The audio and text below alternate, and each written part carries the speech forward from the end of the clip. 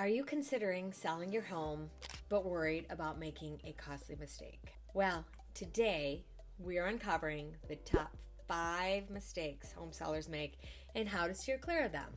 So this video is a must-watch whether you are selling for the first time or a seasoned homeowner. So stick around to learn how to sell your home effectively and for the best possible price. Mistake number 1.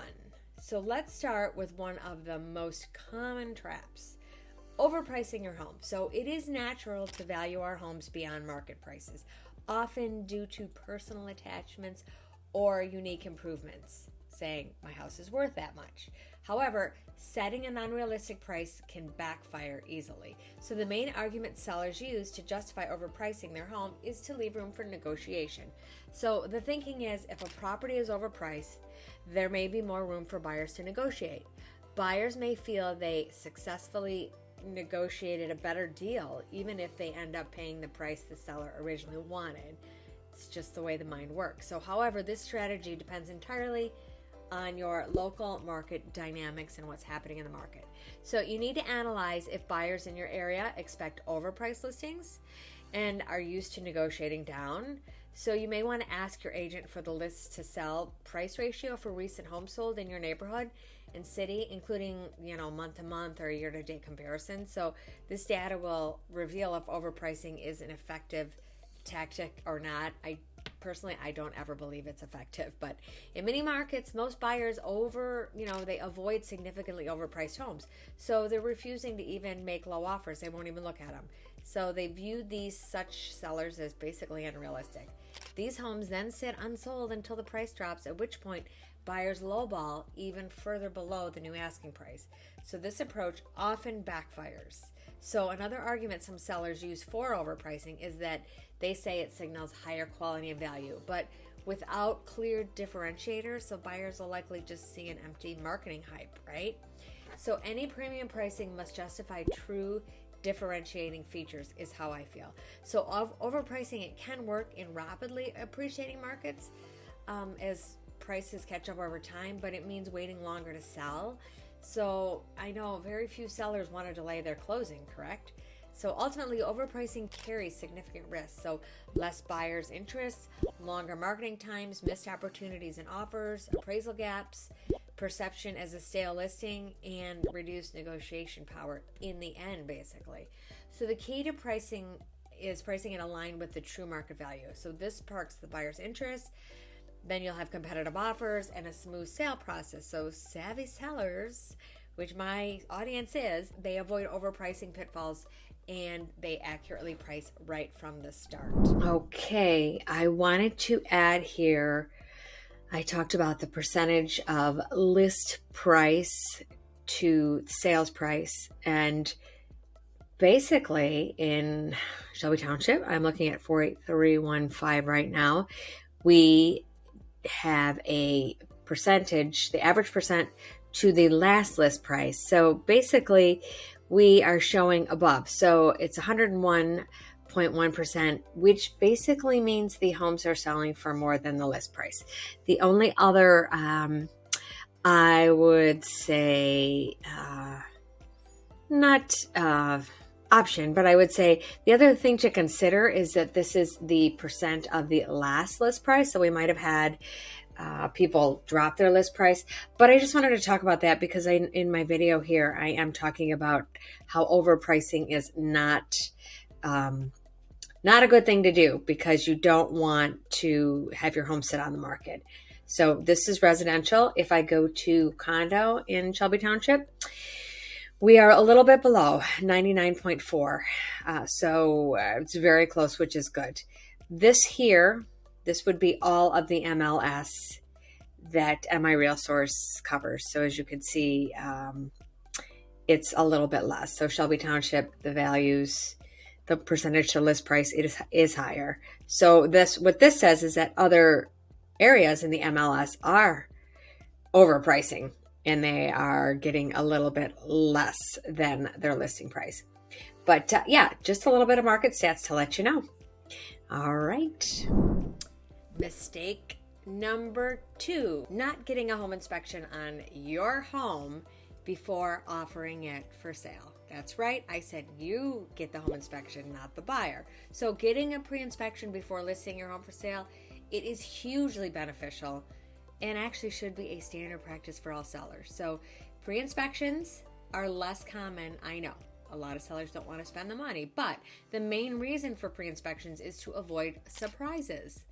So like bad surprises. We don't want bad surprises. So if you know the home's condition up front, you can answer buyers' questions confidently and head off issues that would arise later that could stall the closing or actually have a buyer walk away. So additionally, pre-inspections identify problems needing repair like structural defects, roof leaks, or old plumbing. So whether you fix these or not, having an inspection report allows informed decisions about repair costs and the scope. So pre-inspections also help you price the home accurately, especially if repairs seem costly and you don't want to do them. Knowing the home's true condition avoids overpricing and wasting time with lowball offers from non-serious buyers, right? So your pricing aligned to the market attracts qualified buyers, which is the whole purpose. So furthermore, a clean inspection report reassures buyers. If you have a clean inspection report, it builds confidence and accelerates sales at optimal pricing. Finally, a lack of seller due diligence opens up liability risks. So if undisclosed issues emerge, angry buyers may sue, claiming ignorance.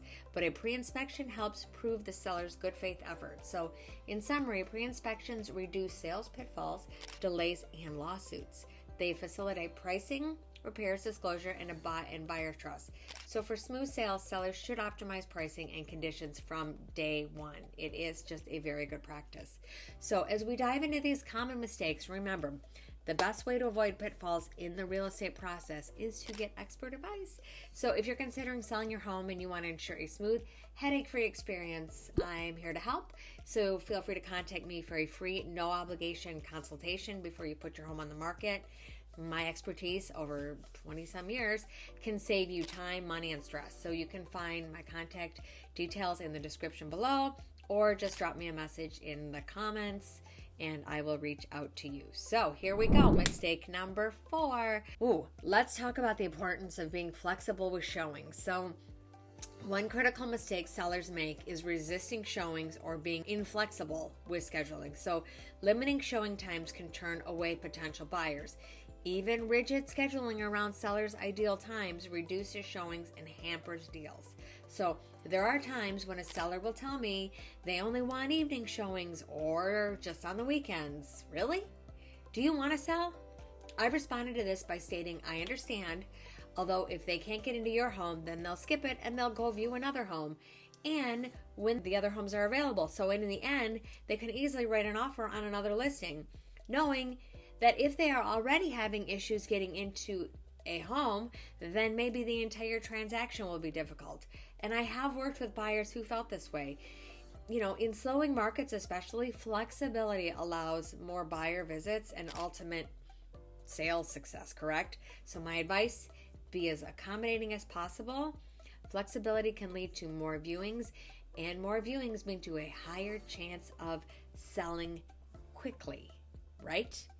Which is what we all want. Okay, this is it. Mistake number 5. So last but certainly not least, let's delve into the emotional attachment and lack of objectivity.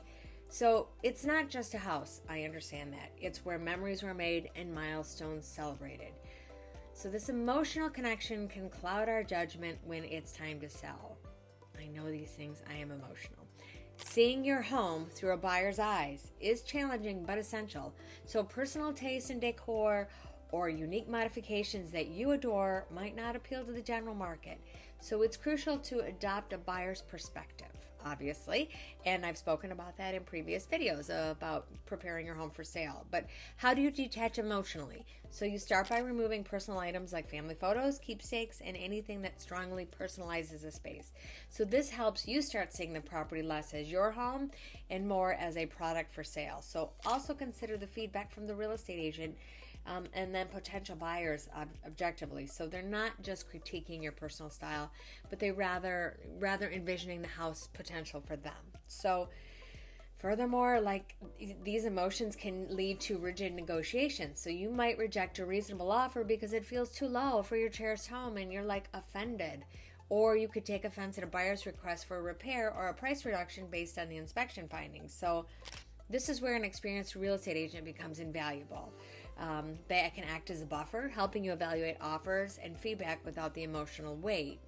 And, I say I'm emotional. I'm emotional when it comes to my home. I know on other properties, I've been that voice of reason. So lastly, remember that the goal is to make the sale happen. So holding on to the house for emotional reasons, it can lead to prolonged selling times and potentially low offers. So the market is dynamic, and what works today may not work tomorrow. Therefore, you have to be flexible and objective. So this definitely increases your chances of a successful transaction, which is all what we want, right? For the most money in the quickest amount of time for the less amount of hassle.